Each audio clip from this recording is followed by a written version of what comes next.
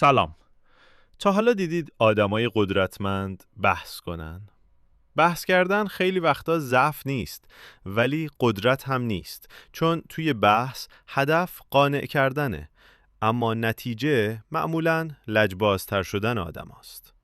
قانون سوم قدرت اینه: با عمل قانع کن، نه با بحث. وقتی با کسی بحث میکنی داری بهش میگی من میخوام نظرت رو عوض کنم و مغز آدما در برابر این جمله گارد میگیره. حتی اگه حق با تو باشه، حتی اگه منطق داشته باشی، طرف مقابل دوست نداره بازنده باشه. برای همین بحث به جای حل مسئله اغلب جنگ غرور میشه. اما عمل قابل انکار نیست. میشه حرف رو تحریف کرد، میشه نیت رو زیر سوال برد، ولی نتیجه سر جاش میمونه.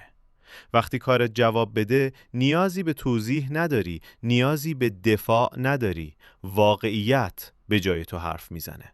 فرض کن توی یه جمع یکی مدام بحث میکنه که چرا حق با اونه و یکی دیگه آروم کارش رو میکنه و نتیجه میگیره. بعد از یه مدت آدما به حرف کی گوش میدن؟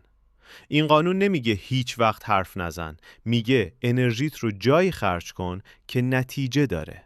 قدرت واقعی توی متقاعد کردن نیست، توی نشون دادنه. وقتی نتیجه حرف بزنه، بحث خود به خود تموم میشه. خداحافظ.